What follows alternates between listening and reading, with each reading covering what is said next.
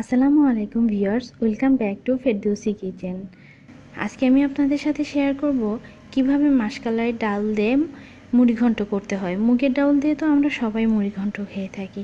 যখন মুগের ডাল বাসায় থাকে না, অন্য কোনো ডাল দিয়ে কিভাবে মুড়িঘণ্ট তৈরি করতে হয় তার রেসিপি শেয়ার করব। আমি এখানে 1 কাপের চেয়ে একটু বেশি পরিমাণে মাসকলাইয়ের ডাল নিয়েছি। এবার আমি ডালগুলো ভালোভাবে ধুয়ে নিব। ডাউলগুলো ধুয়ে নিয়েছি। এখন আমি এগুলো সিদ্ধ করার জন্য প্রেসার কুকার ব্যবহার করব। আপনারা চাইলে চুলায় এমনিতে হাঁড়িতে বসিয়েও সিদ্ধ করতে পারেন। প্রেসার কুকারে সিদ্ধ করলে তাড়াতাড়ি সিদ্ধ হয়ে যায়, এর জন্য আমি প্রেসার কুকারে সিদ্ধ করব। এখানে আমি কিছু কাঁচামরিচ এবং পেঁয়াজ কুচি দিয়ে দিচ্ছি, সামান্য লবণ দিয়ে দিচ্ছি আর পরিমাণ মতো পানি দিয়ে দিব। আমি এটা সিদ্ধ করার জন্য 5টা সিটি দিয়েছি। আপনারা যারা আরও বেশি তাড়াতাড়ি করতে চান 6টাতে সিটি দিবেন। চুলার আঁচটি মিডিয়াম হাইয়ের মাঝামাঝি রেখে আমি 5টি সিটি দিয়ে নিব। আবারও বলছি, যারা একটু তাড়াতাড়ি করতে চান তারা 6টি দিবেন। চুলায় একটি কড়াই বসিয়েছি, এতে আমি 4 থেকে 5 টেবিল চামচ খাবার তেল দিয়ে দিব। তেলটা গরম হলে এর মধ্যে আমি দিয়ে দিচ্ছি পেঁয়াজ কুচি এবং কিছু কাঁচামরিচ ফালি। এখানে আমি 5 থেকে 6টি কাঁচামরিচ নিয়েছি, যে যেমন ঝাল খাবেন সেই অনুযায়ী নিয়ে নেবেন।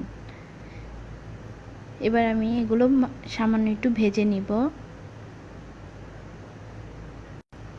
পেঁয়াজগুলো সামান্য একটু সাদা হয়ে গেছে, এর মধ্যে আমি দিয়ে দিয়েছি 2টি তেজপাতা। পেঁয়াজগুলো ভাজা হয়ে গেছে, এর মধ্যে আমি দিয়ে দিব এখন লবণ। লবণটা আমরা প্রথমে কমই দিব, কারণ আমরা যে ডালটা সিদ্ধ করেছি ওর মধ্যেও লবণ দেওয়া আছে, এই জন্য লবণের পরিমাণটা প্রথমে একদমই বেশি দেওয়া যাবে না। এখন আমি সামান্য পরিমাণ পানি দিয়ে দিচ্ছি।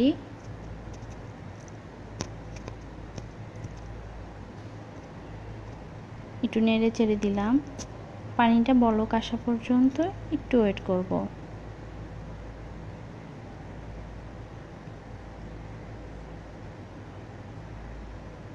পানিটা বলক চলে আসছে, এখন এর মধ্যে দিয়ে দিব 1.5 টেবিল চামচ রসুন বাটা, 1 টেবিল চামচ আদা বাটা। এখানে আমি নিয়েছি 1.5 টেবিল চামচ মরিচের গুঁড়া, 1.5 টেবিল চামচ জিরার গুঁড়া, 1 টেবিল চামচ হলুদের গুঁড়া, 1 টেবিল চামচ ধনিয়ার গুঁড়া।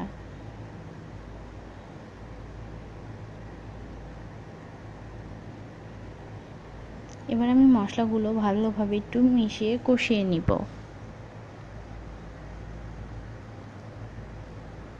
মশলা কষানো নিয়ে বলার কিছু নেই, মশলাটা ভালোভাবে কষলে রান্নাটা অনেক মজা হয়। মশলাগুলো একটু ভালোভাবে কষিয়ে নিচ্ছি।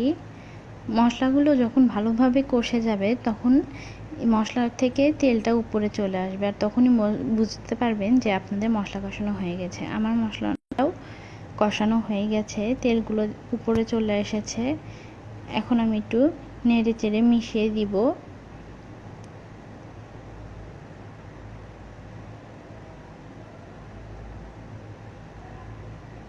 আগে থেকে আমি রুই মাছের মাথা, লেজ, কাঁটার অংশ এগুলো হালকা একটু লবণ আর হলুদ দিয়ে ভেজে রেখেছিলাম। যেহেতু আমার মশলাটা কষানো হয়ে গেছে, এখন আমি এগুলো মশলার মধ্যে দিয়ে দিব।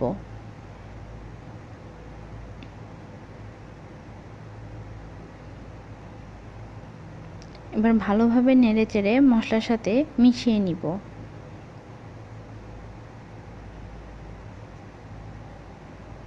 মেশানো হয়ে গেছে, এবার আমি এগুলো ঢাকনা দিয়ে ঢেকে দিব 5 থেকে 6 মিনিটের জন্য।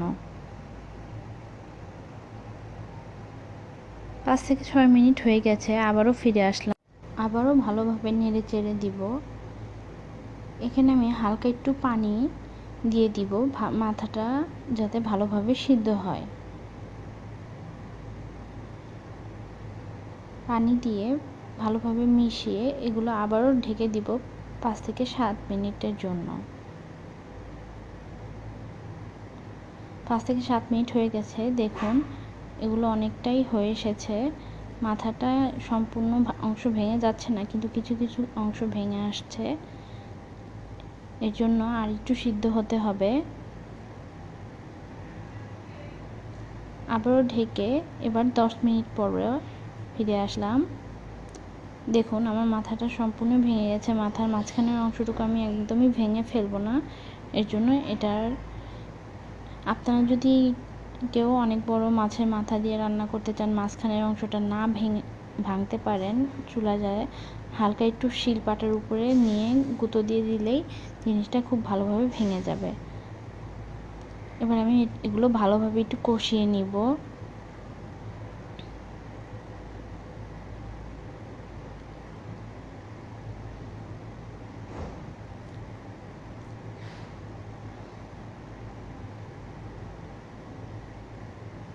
আমার কষানোটা অলমোস্ট কমপ্লিট হয়ে গেছে।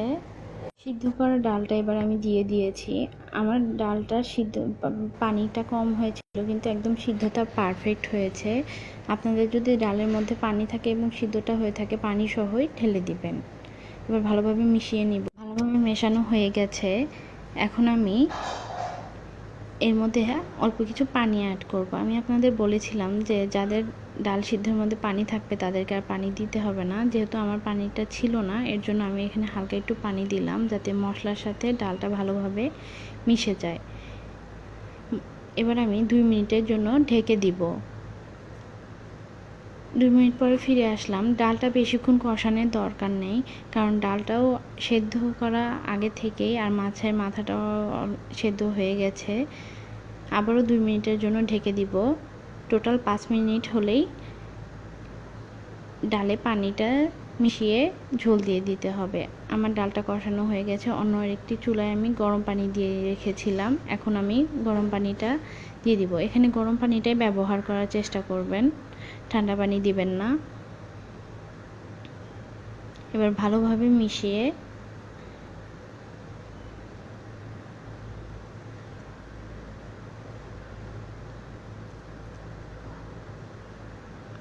এখানে পানির পরিমাণটা একটু বুঝে দিবেন, কারণ ডালটা একটুতেই ঘন হয়ে যাবে, যেহেতু মাসকলাইয়ের ডাল।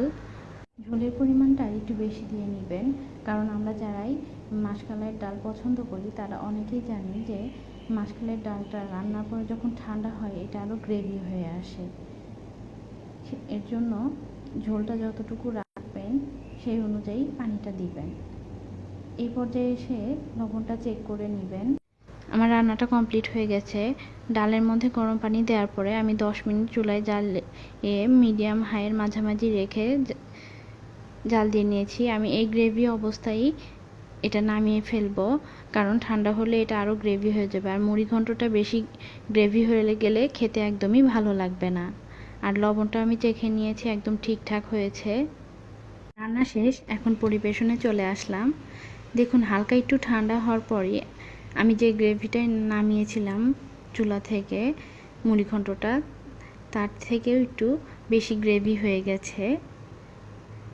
আপনারা অবশ্যই বাসায় মাসকলাইয়ের ডাল দিয়ে মুড়িঘণ্টটা রান্না করে দেখবেন।